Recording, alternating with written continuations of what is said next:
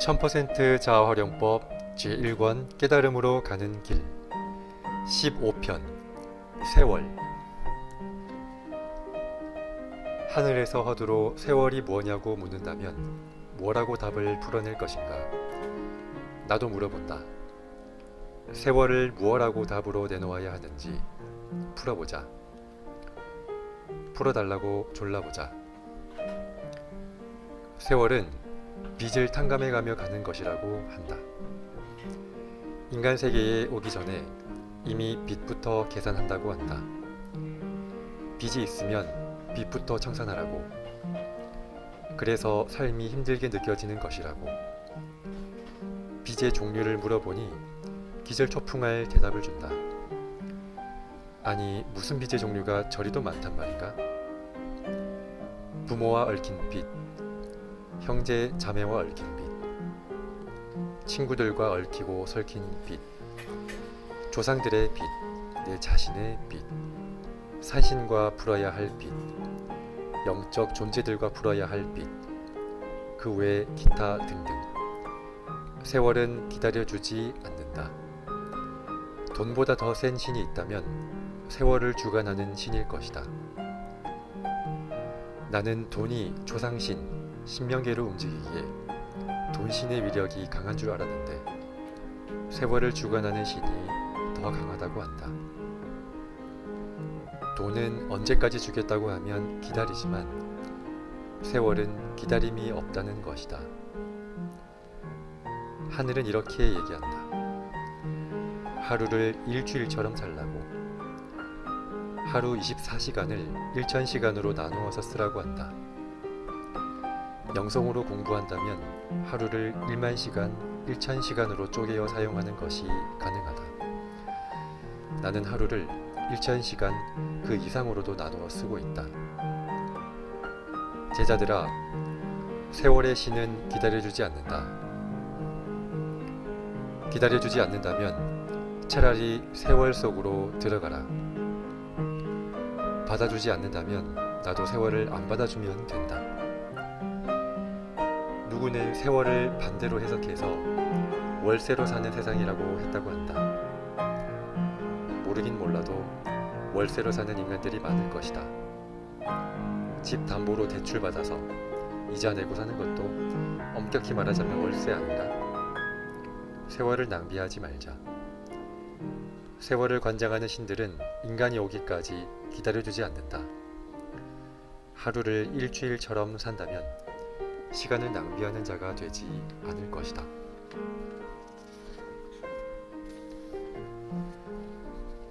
(16편) 위장. 사람들은 자신의 생각을 잊어버리고 금방 타협을 잘한다. 무엇하고? 지금까지 나는 자신을 속여가면서 영성 공부를 하지 않았다. 속인다는 것은 하늘의 뜻을 제대로 전달하지 못한다는 것인데 어떻게 자신을 속이겠는가? 자신을 속이는 것은 자신의 실수를 바로 인정하지 않는 것이다. 왜 자신을 속일까? 그냥 인정하면 좋은데. 지금도 영성 공부하고 나간 제자들에게 묻고 싶다. 제자들의 신명들은 자신을 믿고 가라고 하늘의 조화를 수십 번 펼쳐 보이며 노심초사 제대로 하라고 일러주었는데 왜 실천들을 하지 못하느냐고. 영성 공부는 자신의 신들을 다루는 공부라고 다짐을 받아가며 지도했는데 얄팍한 조상신명들 공부를 시켜주지 않아 조상신명 인자들에게 놀아나 결국은 인간으로 태어나 스스로 잠식당한 상태를 보니 참으로 한심한 생각이 든다. 뿌리가 깊은 나무는 튼실하게 위로 잘 뻗어 올라간다. 뿌리를 제대로 박지 못한 나무는 약한 비바람에도 흔들리고 뿌리채 뽑히기 일쑤다. 나는 영성 공부를 가르치면서 마음의 심지를 하늘에 깊이 박으라고 늘 전했다. 그것이 하늘에서 원하는 것이라고. 잡신들과 같이 합작하는 지금의 작태들이 잡신들과 어울림하는 것을 알면서도 제대로 수정하지 못하는 것을 보면 마음이 아프다. 하늘의 시험은 하늘에서 치르는 것이 아니다. 스스로 하늘의 시험을 당하는 것이지. 하늘에서 원하는 대로 하는데 시험하겠는가? 하늘이 그렇게 할 일이 없는가? 인간들 하나하나 한 명씩 시험을 치르게.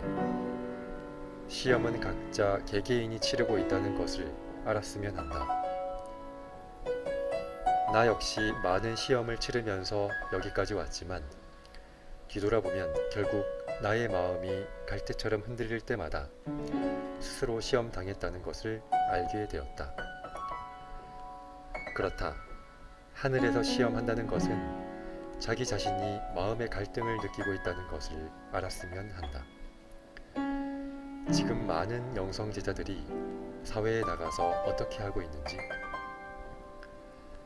자신의 수많은 협작꾼 신들과 놀아나면서 그것조차 모르고 있다는 것을 알아야 한다. 그것을 인간은 변명이나 비난 속으로 들어가 교묘히 위장한다. 핑계를 대면서 불쌍하다, 차라리 인정하면 편한 것을. 남을 미워하는 신들과 놀고 있다고, 시기하고 비난하는 신명들과 친하게 놀고 지내고 있다고, 그러다가 나오겠다고 하면 좋은 것을, 그것을 교묘히 위장시켜 놓고 원망이라는 단어에 모든 것을 집어넣고는 밑바닥에서 놀고들 있다. 때론 밑바닥에서 노는 것도 좋겠지. 그렇지만 너무 오래 있지는 말아야 하지 않겠는가? 나는 오늘도 나를 우주에 던져본다.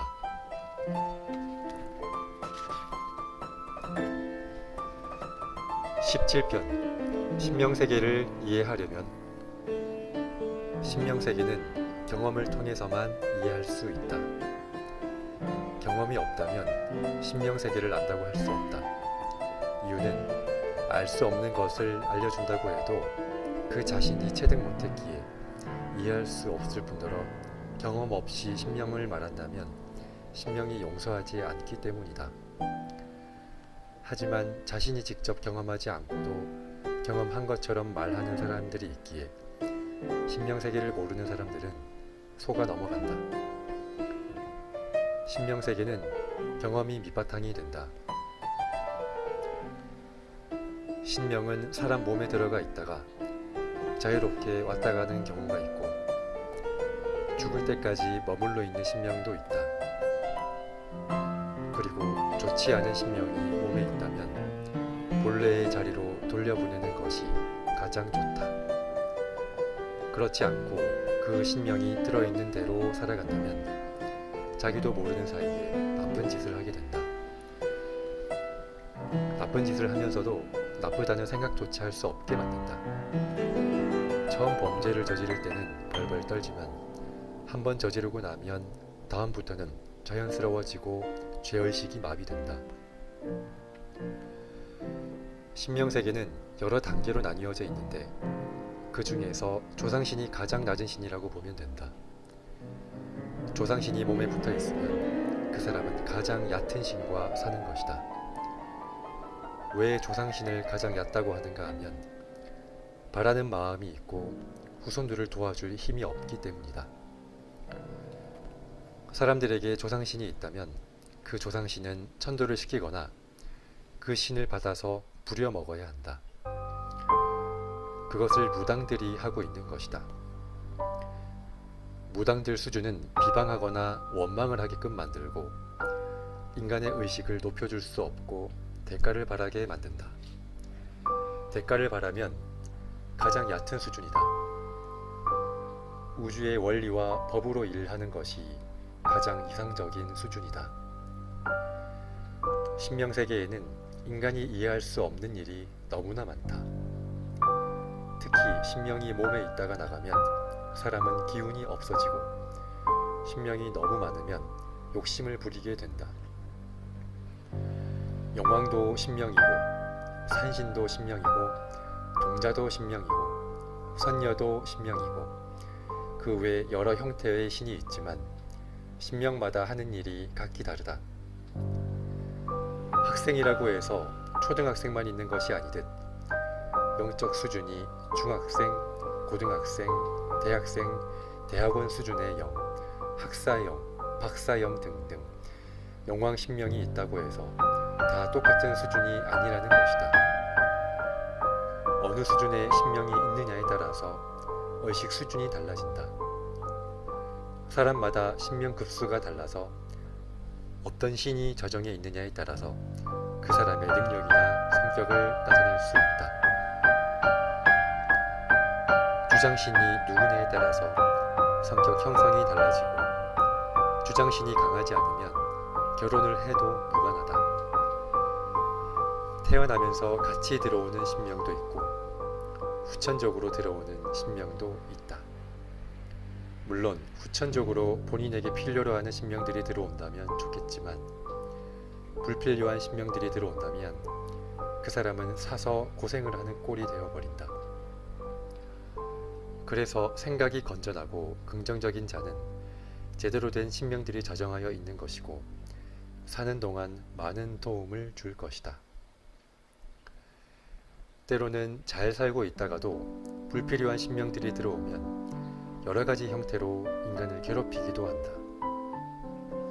마음을 잘 다스리지 못하고 욕심으로 채우고 남 잘 사는 것을 배아파하고 열심히 살려는 마음을 갖지 않고 나태한 마음들은 항시 경계해야 하고 주변 사람들에게 배우려는 마음 자세와 어려운 이웃에게 베푸는 마음을 항시 가져야 나쁜 신명들이 들어옴을 방지할 수 있다. 악신들은 언제나 소곤거린다. 사람들 마음에 속삭이면서 비위를 맞춘다. 악신은 결국 사람의 마음을 현혹시켜 분란을 일으킨다. 그것을 신의 조화라고 한다. 자기 중심이 없는 자는 결국 신의 조화로 살아간다. 길중사는 신들의 조화로 만들어질 때가 아주 많다. 어린아이는 어머니가 주는 신명, 아버지에게 물려받은 신명, 하늘에서 주는 신명을 받고 태어난다. 부모의 유전인자를 받고 태어난 아이는 엄마나 아버지의 성격을 담는다. 그러므로 부모의 신명이 좋은 어린이는 장차 이름난 사람이 될 가능성이 많다. 태교는 이래서 필요한 것이다.